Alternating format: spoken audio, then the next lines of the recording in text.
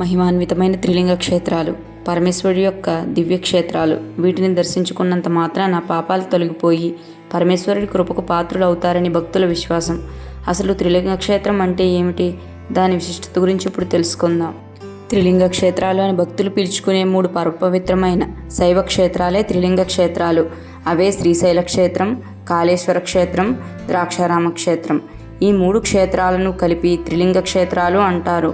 త్రిలింగమే క్రమేణా తెలుగుగా మారిందని, అలాగే ఈ క్షేత్రాల మధ్య ఉన్న ప్రాంతాన్ని త్రిలింగ ప్రాంతమని, కాలక్రమేణా అదే తెలంగాణగా మారినట్లు పెద్దలు చెప్తున్నారు.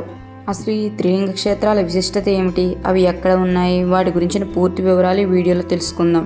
ముందుగా మీరు మా ఛానల్ని సబ్స్క్రైబ్ చేసుకుని పక్కనే ఉన్న బెల్ ఐకాన్ని ప్రెస్ చేయండి. మనం తెలుసుకున్న త్రిలింగ క్షేత్రాల్లో మొదటిది ముందుగా ద్రాక్షారామం. భీమేశ్వర స్వామి యొక్క విగ్రహ ప్రతిష్ఠ గురించి తెలుసుకుందాం. ఇక్కడ ఈ శివలింగాన్ని స్వయంగా చంద్రుడు ప్రతిష్ఠించాడని స్థల పురాణం చెప్తుంది. చంద్రుడి పేరు మీద ఇక్కడ స్వామివారిని సోమేశ్వర స్వామి అంటారు.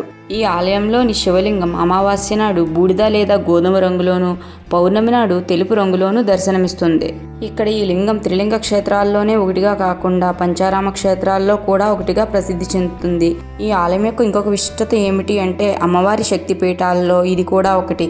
ఇక్కడ మాణిక్యాంబగా అమ్మవారు కొలువై ఉన్నారు. లింగ క్షేత్రాల్లో మనం తెలుసుకుంటున్న రెండవ ఆలయం శ్రీశైలం మల్లికార్జున స్వామి వారి ఆలయం.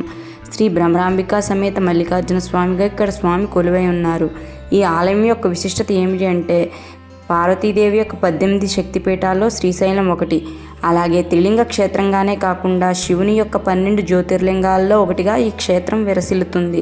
అలాంటి విశిష్టత కలిగిన ఈ శివాలయాన్ని శివుడికి ఇష్టమైన శ్రావణ మాసంలో దర్శించుకుంటే మంచి జరుగుతుందని శాస్త్రాలు చెప్తున్నాయి.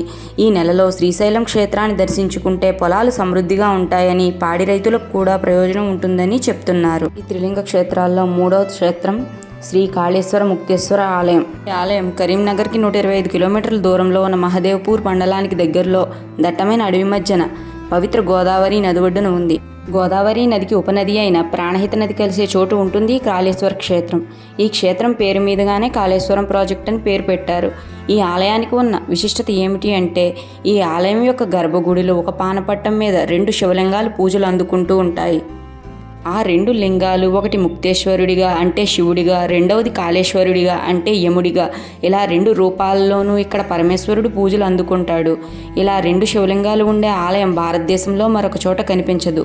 ఈ త్రిలింగ క్షేత్రాల్ని దర్శించుకోవడం చేతనే పాపాలు నశిస్తాయని భక్తుల విశ్వాసం.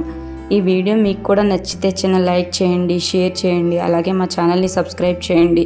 మరిన్ని మంచి వీడియోలు మీకోసం అందిస్తాం. Thanks for watching.